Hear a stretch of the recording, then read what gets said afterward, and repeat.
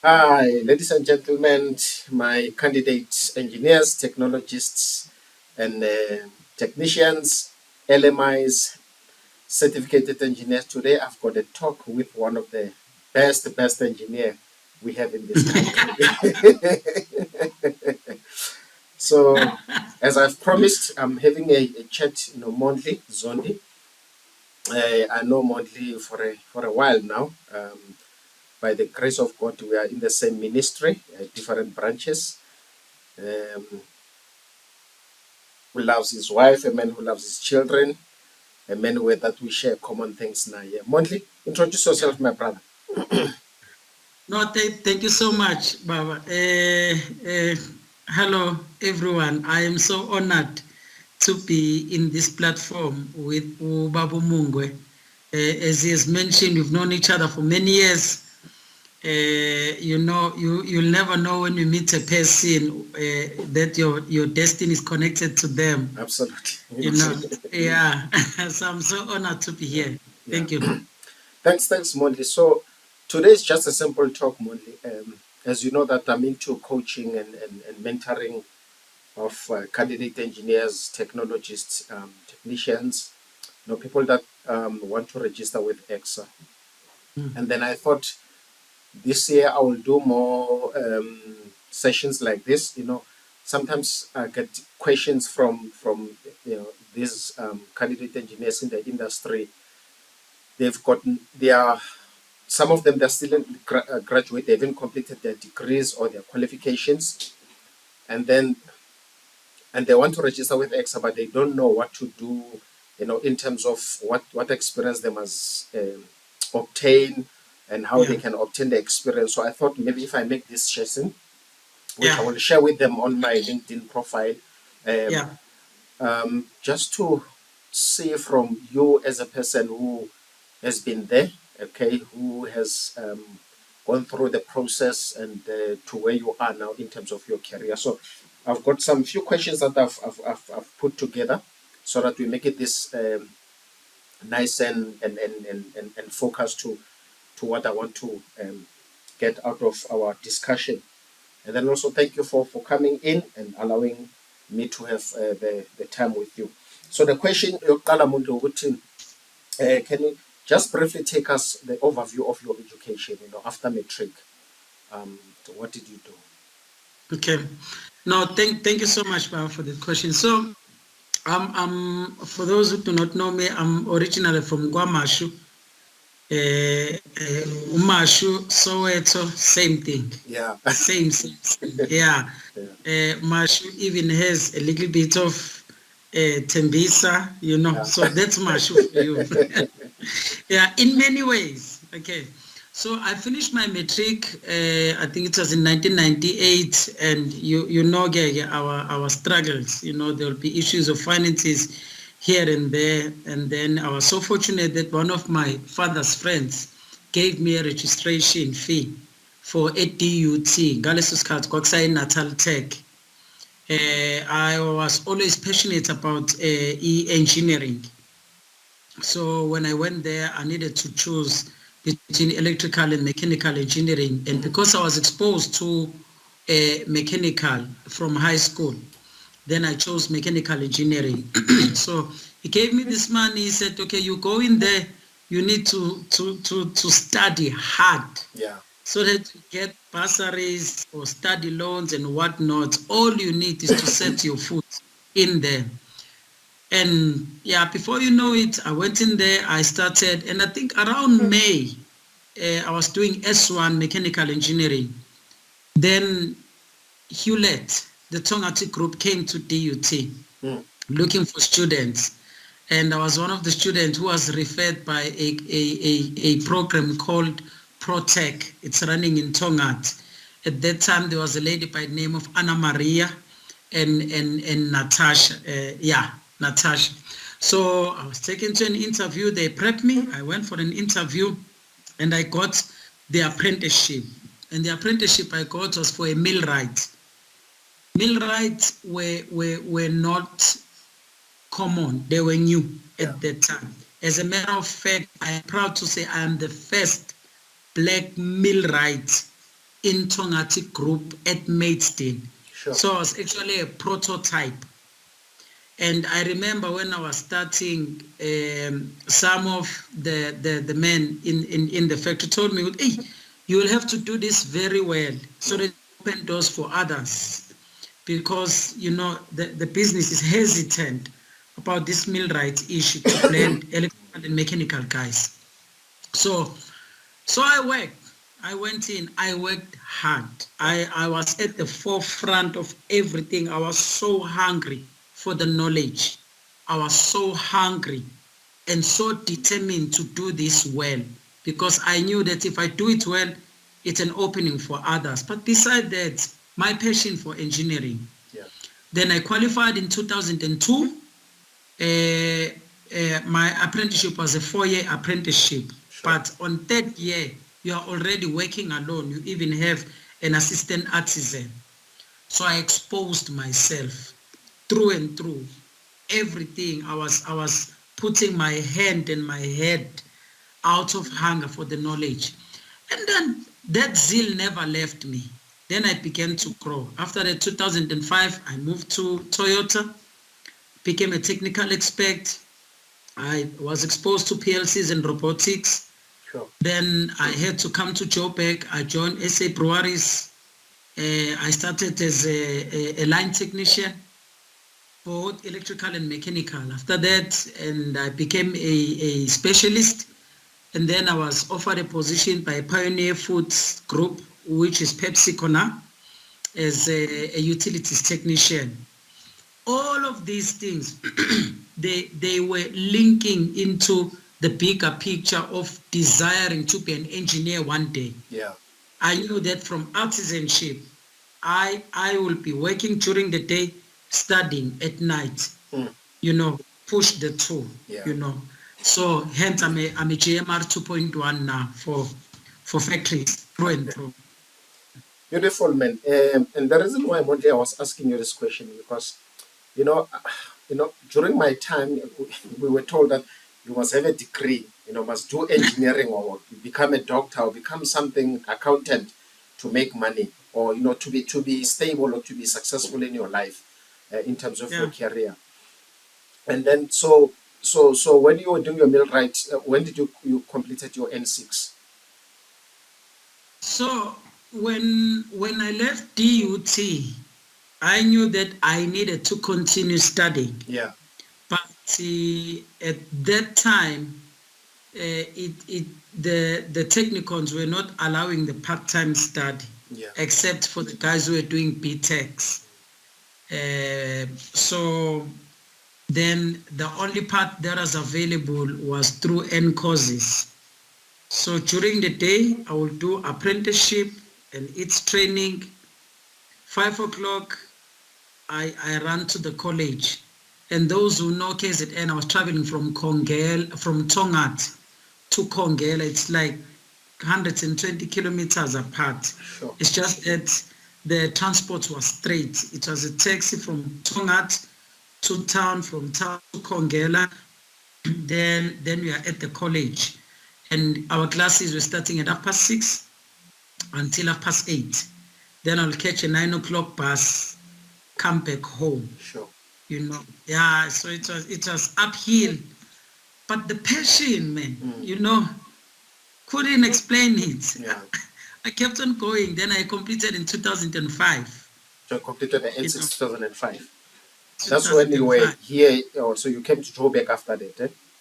No, I came to Joburg after that. I think, if I'm not mistaken, my memory serves me correctly, I got married in 2005. I came to Joburg in 2007. My wife has just finished her studies and she needed to join Sasol. Yeah. So my wife is an engineer as well. Yeah, so I wanted to say that the beauty of the two, mechanical, and she's chemical age, eh? Yeah, she's chemical. She's process engineering. Yeah, process engineer. That's beautiful. So Mondli, the other thing is you completed your N6. You come here. You got a job. How did you land into like maintenance in the environment of maintenance? Okay, So in my artisanship, when we were planning, the business was running shutdowns and running of the factories or operations. Artisans' job is to make sure that machines are available. So you respond to breakdowns, you respond to maintenance, you respond to predictive maintenance, preventative maintenance, So you get exposed to all of that. So at that time, I had a foreman over me who had a section engineer, and then there was an engineering manager on top of him. So I was like 3 levels down. But it and we were made conversant of the value we are adding to the business by making the plant available, because this equipment drives the production, which drives the sale, which produces revenue for the business, for people to have the jobs. So even at that time, I began to have the glimpse of how important an engineer is, because artisans will be planned. Even under us, there will be artisan aides or helpers, and then adjacent there will be operators. But the strategic planning comes from an engineering manager. He takes the business deliverables, split them to sections per discipline: electrical, mechanical, utilities, and then it gives it to section engineers, who gives it to artisan. Then things begin to go. Okay. So that's how I got exposed to the maintenance. Okay. Yeah. Oh, that's beautiful, man. So, so would you say the experience that you gained played a bigger role to propel you in your career to where you are now, which we'll discuss at a later stage, where you are? Yeah. How did that play a role into your career? That experience, I forever treasure it. I'll tell you why. I'm working as a GMR 2.1 now.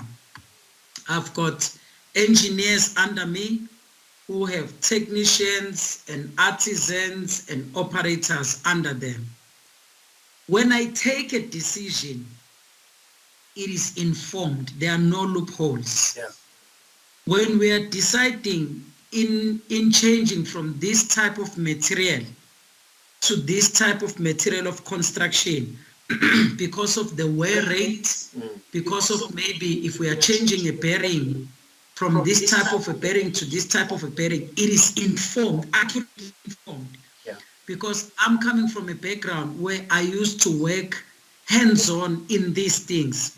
I got exposed to what works, what doesn't work, even in terms of materials of construction. Like if someone says we're changing a Teflon for brass or for phosphor bronze, or we're changing a mild steel for stainless steel, we're changing this material for an EN38, understanding of mechanical properties of materials themselves, choice of materials, which material to use where and when and for what reason.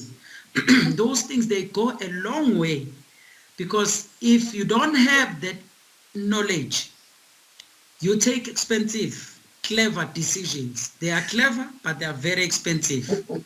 And as a result, you begin to squander the profit margins of the business, because your operational cost is high.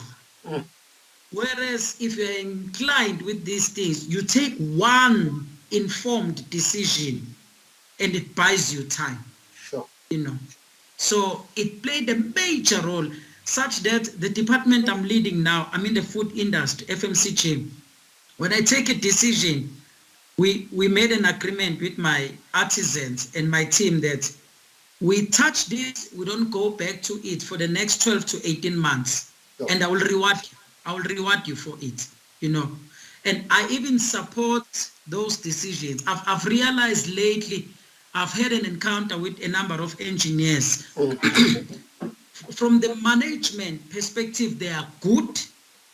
In resource allocation, they are good. Yeah. But in accurate support of technical decisions, there's a bit of shallowness, Sure.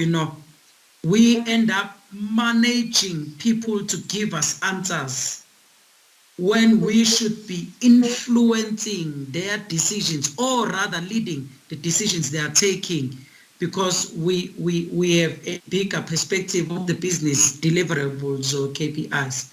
So their experience played a major role in my life, Wow. through and through. Yeah. Yeah. Sure. So excited, man. It's actually, I'm sitting here listening to you and I'm thinking, when I was doing my after matric, went to, Yeah. then it was called Vets Tech and now it's called UJ. Yeah. And Yeah. I began to understand when I was doing my P1, the importance of practical Sure. Sure. work, because now we'll Yes. do those days, you will be allowed to do S1, S2, and go do your P1 and come back Yes. and do to S3, S4 to graduate and do P2 and graduate. Yes. But now they've changed it Yes. because of the issue of people not getting opportunities like before. So you'll do Yeah. S1 to S4 and go and do P1, P2, and then graduate. So the reason why I'm bringing this up more is because I've seen people that come from a space where they just know knowledge from the book. They never see a Yeah. pump, and Yeah. and and also I've learned this, during my time when we were doing. There was a course that was very terrible, engineering drawing, the assembly part of it. And I seen Yeah. guys coming from the route that you took, the practical route. I mean, they will do that thing like in 30 minutes, like it's nothing, Yeah. hey, and we Yes. struggled. I sit there, I look at this thing, I can't figure out what goes where because Yeah. I don't have the Yeah. practical knowledge of Yeah. where goes what, which screw goes where, on the drawing. So really, really, I really appreciate the importance that you bring into practical work of an engineer. Yeah. So, Yeah. in closing this part of the question, if you had to advise someone who's aspiring to become an engineer, even if he's coming from university, would you recommend that the person spend time in the workshop, not to rush to go to management without understanding, building this foundation that you have to understand exactly how to save cost because you've been in that space? Would you recommend that? You, in all honesty, and thank you so much, Mr. Mungo, for that Mm. question. In all honesty, for an engineer to be able to look after the business assets in terms of operational expenditure, when you're just coming from school, be it university, the BSc route or the diploma route, when you come to the fact, ask that you don't get behind the emails as yet. Yeah. You give yourself a solid 3 months working with artisans. Go where breakdowns are, attend their maintenance meetings. You should be able to see the plant Yeah. in your mind, Mm. walk the plant as many times such that even the noises in the plant, you are used to them. Sure. Because when you're an engineer, you are not only told what has gone wrong. When you walk into the plant, you are familiar with the noises in the plant, such Mm. that if there's something that brings a different noise from what you've been hearing for months, you begin to look. Whether it's a knocking noise or a scratching or a catching noise, you get used to that. Even the smell of a plant. If you Sure. are in those who are working in the breweries, you'll be smelling the malting. Those who work in the food manufacturing, you'll be smelling your processed raw material. But the moment there's a smell of a cable, you can tell Mm.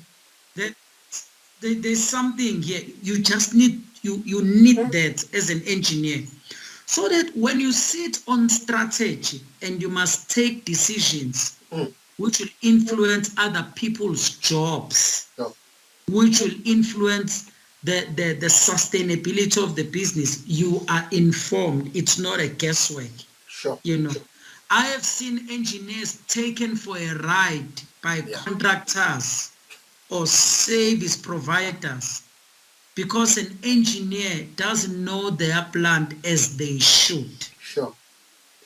So every engineer owes to themselves to know the plant. Yeah. Before you sit there and start directing where the money is going, decisions that needs to take place in the plant, spend time with artisans, then you only have good times in your life. Man, this is exciting. Yeah, this is really exciting because practical, nothing can replace practical work. Yeah.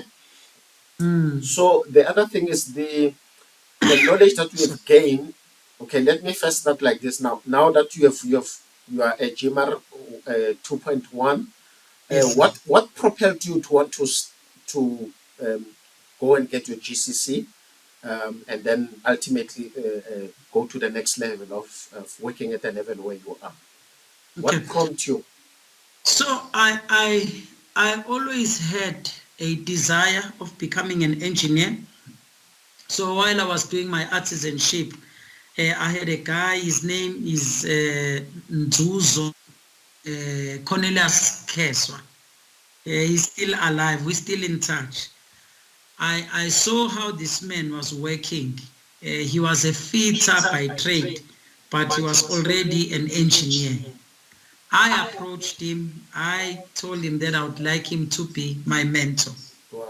And then I wished to be where he is one day. And then he just hit me under his wing, you know. And even when some projects are being dished out, he will recommend that in your team, please call Mondli Zondi, have him in there, you know. And I think I realized that he was enhancing the mentorship, Yeah. wanted to expose me to things. And also the GCC was the available route for me, because now I never went to the varsity route. I did up to my N6, my diploma. Then the next thing I needed to do was to gather the practical experience, learn the plant, and then start putting together the subjects that will afford me to write my GCC, you know. So, and again, it was from guidance, mentorship. So before you knew it, I was sitting there writing the exam. Yeah. How long did it take you to pass your GCC? How long? How many Oh, times did you fail? yo, that thing hit me. You know, I must be honest. If there's someone there who's trying his luck for a GCC, just don't give up. Just keep going. Yeah. You know, it's and again, there is no harm in repeating it, because the more you repeat it, it's actually correcting some thought patterns. Yeah. You know, it's creating some thought patterns here with GCC exams. I don't know what's happening now, but at that time they were not writing or marking the correct answers. They wanted to see the engineering thought patterns in your Sure. answering, even if your answer is wrong. But you can see that this person understands that there's efficiency, there's losses, there's what, which is informed by, you know, you write your steps, you put your statements to show that there's thought patterns, even if the answer is wrong. And that's what they were looking for, you know. Yeah. So, yeah, just keep going.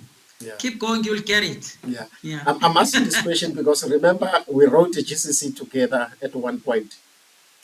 I think I did it 8 times because I was writing in June and November. Failed June, Oh, yeah. November. But like you say, I can't remember, but if I had, let's say for example, I'll get 30% first attempt. Hey, Then I go in November, I get 38, and I go in, I get 40. But yeah. I get to the point where I realize, hey, this thing is killing me, man. Oh, that thing, it's like that. Yeah. But look at us now. Yeah. I mean, Yeah. I mean, look at us. You have a community of engineers, including who came and needed to learn to you. When I got frustrated with ECSA, Yeah. didn't even know where to start. You know, and we this thing just trains you. Yeah. You know, our journey trains us and shape us differently. Yeah. No, beautiful, man. Yeah, this is powerful. So then the next thing is now you got your GCC, and then you wanted to register with ECSA. What was the main reason that made you to want to register with ECSA? Because I mean, with GCC, you could still, make it in your life. And what was the thing that really pushed you to say, I need to register with ECSA? Okay, so in my journey as a GCC certified engineer, I happened to got a position as a utilities engineer, and I was actively involved in projects, capex projects. I got exposed to things called OPEX and CAPEX projects. Yeah. Okay, this thing Yeah. they You lead can to the you can only learn those in the practical side, not in the textbook. yeah. Yeah. So I got exposed to that where we were doing projects. We'll get consultant, and you'll find that some of the guys who were consulting to us, they were not ECSA registered, but they had the knowledge, Mm. And when it comes to us needing to sign the project, because every project needs to be signed by a professionally certificated or a professionally registered engineer, so that the technicalities behind it, the engineering principles, safety, and everything that has to do with engineering as a whole, a professionally accredited engineer signs, then that installation will be deemed fit for purpose. Yeah. So I got exposed to that. I realized that we get this consultant with information, and we need to get another consultant for signature, just pure signature, Ish. because we don't have that status, and we're using a lot of money on that. Sure. Yeah. Then that's when I started my quest into researching what ECSA, the Engineering Council South Africa, is about, the professional accreditation is about. And you know my story. When I started, I got so frustrated. I can imagine. I didn't even know where to start until I met Emeka Consulting, and I got structured, how to approach it, what to do, Yeah. hence today. Yeah. Yeah. So you got registered 2021? 2021, yes. Yeah, 2021. Yeah. Yeah, that's when I got the assistance of being structured. Yeah. But before that, I was trying it on my own. It's not an easy thing, eh? No. Yeah. I tried, I think 2 years, I gave up, I let go. And then I came back again when I met your consulting company, because there was a structure there and the route to follow. Yeah. No, yeah, I remember because the last time when we met, when we started to discuss it, you sent me your reports that you did, and I realized, no, Mr. Mondli Zondi, it's not gonna work. Let's structure this and try and make it more, to demonstrate your own competence. Because I believe, and I work with a lot of candidates, and I see people with experience, but the battle of writing it on the report and so that it comes out as competent, it becomes a very big battle. And I invested a lot of time because I also struggle. I mean, it took me 5 years until I get to a company, a small company. I like small companies for some reason, because you're not just a number, you get exposed to this thing. Yeah. Until I get to this company where everyone was registered, the MD, the owner of the company, the person that I was reporting to, and other colleagues of mine that were within the business. So that's why I got assisted, because we had civil engineers, structural engineers, electrical engineers, mechanical engineers. So I got the assistants, and then I got registered. But I also like what you just said, the issue of mentoring. I did a video a few days ago about the power of mentoring, and I said there's two people that you need in your life. You need a mentor who's going to give you direction, and you need a sponsor who's going to speak on your behalf if you're not in the boardroom. And I keep telling people, that's why they say success leaves clues. If you want to be successful, like if I want to become a best maintenance engineer or GC engineer, I will come to you and say, Mr. Zondi, take me through, like you've mentioned that your colleague who mentored you and helped you to become what you are. And that's great, man. It's very powerful. So the last two questions is, as we approach to closing. Now you registered as a certificated engineer. How has been your career compared to before you got your ECSA? Before. I won't ask you the figures, but just give us the, the kind of like a so that we see you were here, now you're here. How's your career in terms of growing and stable? So thanks for that. Maybe to simplify it. Yeah. I think before ECSA, I was a canon, but a loose canon. Okay. Experience was there, exposure is there, but structuring reports, structuring yourself, presentation, it was not there.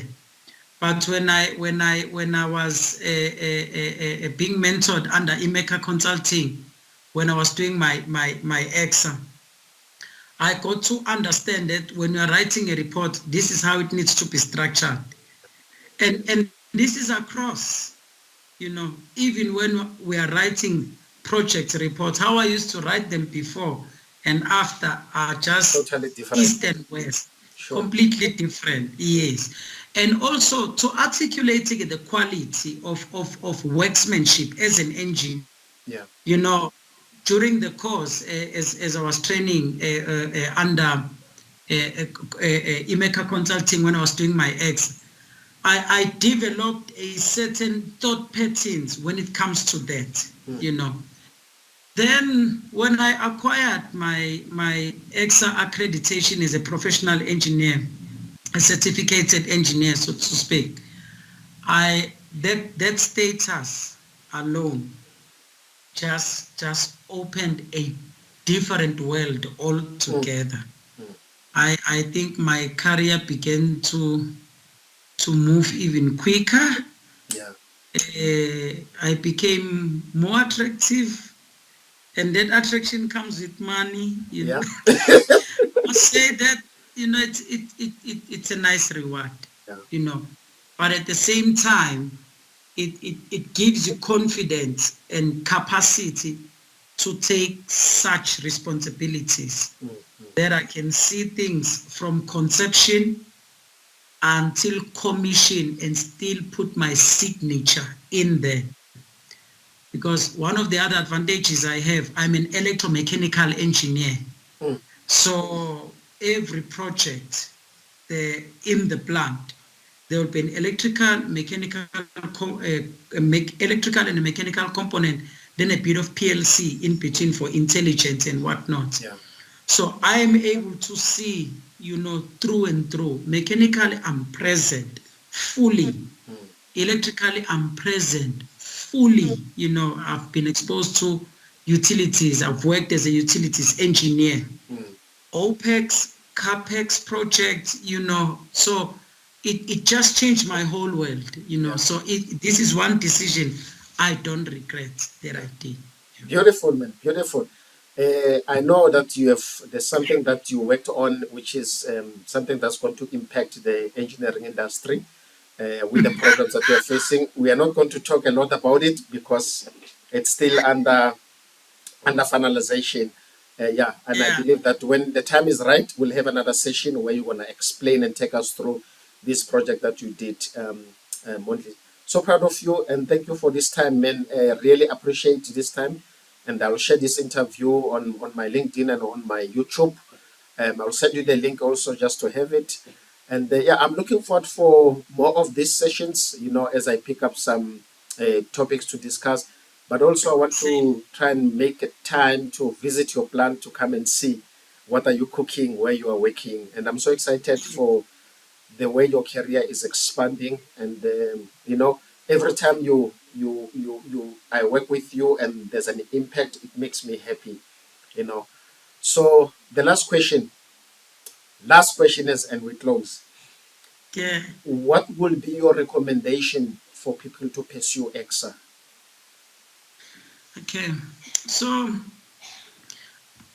all engineers, they must expose themselves into what's happening in the plant, because that's where the knowledge comes from. That's where even the project that you submit actually comes from. That's where you build your reputation and your experience.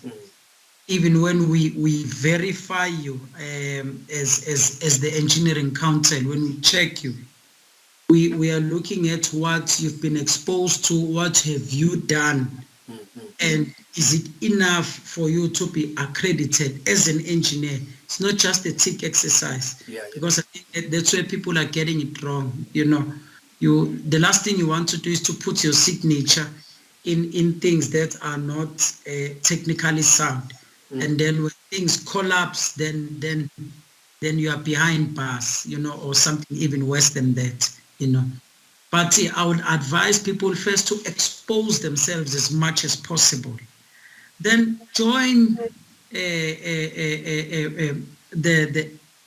can follow Imeka Consulting, so that they get structured in the experiences they have to write the reports, so that they become a ECSA accredited. I mean, this is one decision you will never regret. It's a lot of work, I must say. It's a lot of work, and I love even how you've structured it. It equips the person who's doing it. You know afterwards that no, I've evolved, man. I'm better than what I was before when I started the program. Yeah. So this is one thing I would recommend fully, through and through. And if the world were mine, every engineer will be ECSA accredited, because it helps when we have other engineers verifying, your capacity, growing you, so that you become an accredited engineer. Yeah. Beautiful, man. Thank you so much for your time, Mondli. I really appreciate the Thank you, time sir. that you have shared. I said it's the last question, so as you speak, something pops in. This is the last question, and then I let you go. Sure, no problem. So what will be your advice to the young graduates out there in the university, those that are just starting in the market, in terms of experience that they need to try and gather before they register with ECSA? Because the reason I'm asking this, and I've got people say, I've got the 3 years, with ECSA, they said you must have an engineering qualification and have your 3 years. And then when I began to assess the 3 years, I keep saying to them, it's not the 3 years that you have, it's what is in the 3 years. Yes. You find that the person has got 3 years, but probably 6 months is engineering work. The other 2.5 years, the person was sweeping the floor somewhere. So what would be your advice for people to say, this is let me put it like this, what advice will you give this young graduate in terms of what experience they must acquire, like specific things, probably 2 or 3 of the stuff? Okay. First thing, when they get into the factory, number one, they must look for the cluster of artisans. Okay. Number one. Number two, they must look for a project engineer. They must find that guy. Yeah. And then spend time with both artisans, project engineer. Artisans, project engineer. Attend to production meetings, attend to project meetings, attend to the plant. Because from these two ends, that's where the knowledge, experience, and project actually comes from. And with these two, time is never enough. There's always work, such that it's easier for these two companies to give you the work to do. Once they start, then you're gone. Then that's it. Yeah, your journey begins. But if you get in there, sit on your laptop, go on Google, So just when you get in there, these two, cluster of artisans and the project engineer, that's it. Then these people, their hands are always full. It's easier for them to start passing work to you. Then you go. Beautiful. Then you go. Yeah. Man, thank you so much, man. I really appreciate this, and I can keep on going for hours. But yeah, I've just wanted this 40 minutes, which we have already get into. Thank you for your time, Mr. Zondi. And then, yeah, looking forward to become a best engineer. And then now and then I will contact you and say, I need a mentor, man. Are you available to assist? And then I know Yeah. you're always available to assist. So definitely, I would gladly do that. I want to train. I want to pass the knowledge. I want to guide, because I've realized that our country is better when we have more people like yourself. And you know what I'm saying? How many of us you have mentored? How many of us you have structured? And you are continuing to do that, you know. And the world is better with more equipped engineers, Yeah. because when engineers begin to figure out things in their mind, they result into projects, and projects results into job creation or Absolutely. job preservation. Yes, engineers, if they're equipped, they are not running after people, but they are running after engineering. They give birth to jobs or businesses for contractors or for consultants, or job security for everyone else who's relying on their decision. So it's important then we continue to equip as much and as many as we can. I mean, look at Germany. I think that's why Germany is leading. Yeah. Germany is highly, people there, they are highly technical, you know, and it's actually the engineering that is driving the economy, the intelligence, and you know the well-being of the country. Germany is known for its engineering. And when I grew up, I knew that South Africa, we used to make even weapons for other countries. Yeah. We used to supply about over 40%, and in sub-Sahara, our ESCOM was supplying outside, was supplying South Africa sufficient, and in sub-Sahara, you know, I knew that we had Transnet pipelines from KZN to Gauteng all around the country. That's how equipped we are, and that's how rich we are in South Africa as engineers, and we need to carry that culture Yeah. proudly. So, yeah.